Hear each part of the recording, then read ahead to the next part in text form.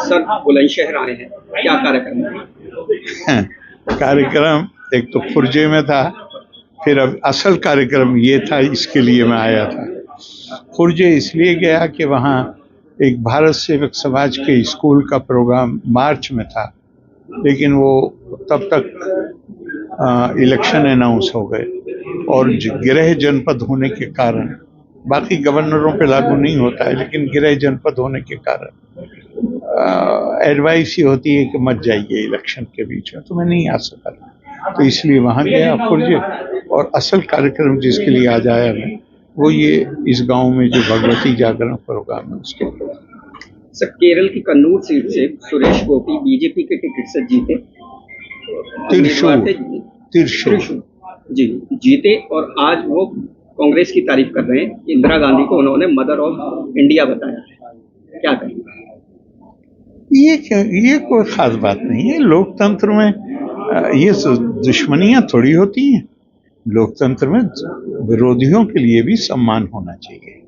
तो वो तो इंदिरा जी तो अब नहीं है, तो अगर इंदिरा जी के लिए उन्होंने कुछ कहा है तो उनका अधिकार है, इसमें क्या बात है।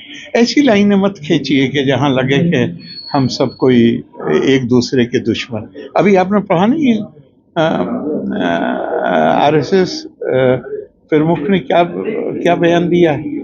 उन्होंने कहा है कि हम प्रतिपक्ष, एक दूसरे का प्रतिपक्ष हैं, लेकिन दुश्मन नहीं है। पॉलिटिक्स में दुश्मनी, डेमोक्रेसी में दुश्मनी का भाव नहीं होता, और ना ये भाव होता है कि हमें अपने विरोधी को सिर्फ रन डाउन करना है।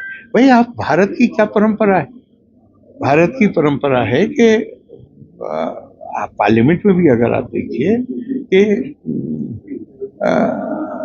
कांग्रेस की गवर्नमेंट थी और बहुत ही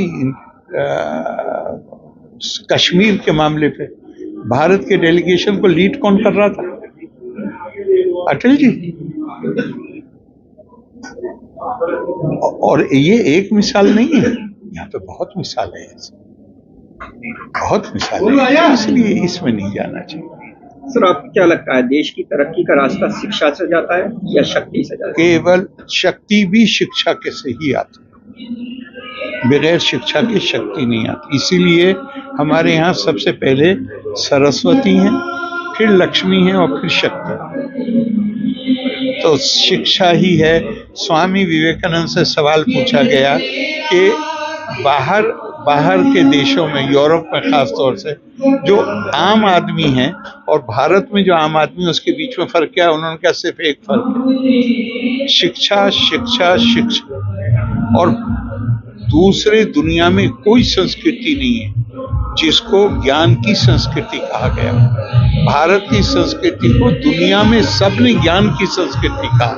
तो हम अगर आज ज्ञान की बात कर रहे हैं तो हम कोई नई बात नहीं कर रहे हैं, हम सिर्फ अपनी उस खोई हुई विरासत को दोबारा हासिल करना चाहते हैं। हमारे यहाँ कहा गया, मुझे याद आ गया, हमारे जो थॉट लीडर्स थे, मनीषी थे, उन्होंने क्या कल्पना की? एतत् देशा परशु तस्या सकाशाद अग्रज अन्मना स्वम स्वम चरित्रम शिक्षेरण पृथ्वीयम सर्वम आनवा। उन्होंने ये कल्पना की थी कि भारत ऐसा ज्ञान का केंद्र होगा जहां दुनिया के विभिन्न देशों के लोग अपनी संस्कृति और अपनी विरासत को जानने का ज्ञान प्राप्त करने के लिए भारत आए। तो इसका मतलब किस स्टैंडर्ड के हमारे टीचर होंगे? आप इसकी कल्पना करिए। अगर हम, जो उन्होंने सपना देखा था और वो था भारत, नालंदा में, टैक्सिला में दुनिया के लोग आते थे, अगर आज हम उसको पुनर्जीवित करना की कोशिश कर रहे हैं, तो ये हम सिर्फ एक जो हमारी जिम्मेदारी है उसको अदा कर रहे हैं, ये कोई नया काम नहीं कर रहे हैं। सर नीट पर मचे बवाल पे कुछ कहेंगे? मैं बस एक ही बात कहूँगा कि अगर कोई अनियमितता हुई है तो बहुत अफसोसनाक है, और सरकार के ऊपर मेरा पूरा विश्वास है कि वो कार्रवाई करेंगे जिससे न केवल अनियमितता के लिए जो लोग जिम्मेदार हैं उनको ये सुनिश्चित किया जा सके कि आइंदा ना हो, बल्कि पूरे हमारे सिस्टम में लोगों का विश्वास और ज्यादा बढ़ जाए। क्या आपको लगता है नई सरकार के गठन के बाद में एक राज्य में आतंकी घटनाएं बढ़ गई हैं? नहीं, ये नई सरकार के गठन से इसका ताल्लुक नहीं है, बल्कि कश्मीर में जिस तेजी के साथ स्थिति सामान्य हो रही है, पहली बार इतनी बड़ी तादाद में लोग वोट डालने निकले हैं, तो अब उनको पहले मिसाल के तौर पे वोटिंग कम होती थी, तो आतंकवाद के जो नेता हैं वो ये कहते थे कि कश्मीर के लोग साथी हैं। अब कश्मीर में इतने बड़े पैमाने पे वोटिंग हुई है और उन्हें सिचुएशन अपने हाथ से निकलती हुई नजर आ रही है, तो वो एक जैसे सुबह के वक्त मतलब जब दिया तेल खत्म होता है तो फड़फड़ाता है, तो ये फड़फड़ाने वाली चीज। चुनावी कैंपेन में विपक्षी गठबंधन ने हर मंच से ये कहा कि संविधान खतरे में है। आप एक संवैधानिक पद पर हैं, क्या कहेंगे? इस पर मुझसे मत पूछिए। मैं ये मानता हूँ कि भारत में संविधान को न कभी खतरा था न खतरा होगा, और वो इसके लिए नहीं कि ये संविधान हमने 51 में 49 में बनाया है, 52 में वो लागू हुआ है।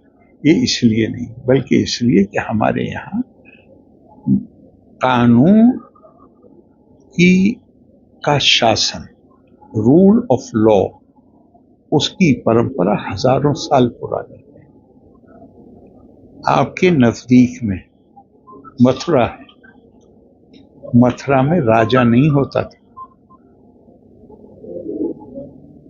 मतलब भारत में बहुत जगहों पर राजा थे, लेकिन भारत में वो जगह भी थी आज से हजारों साल पहले जहां राजा नहीं होता था, जहां समिति शासन को चलाती। ये भारत के संस्कारों में है ये चीज। यहाँ पे मध्यकालीन युग में दिल्ली में जो सरकारें होती थी उनका मुश्किल से कोई असर गांवों पे होता था, गांव पंचायत चलाती।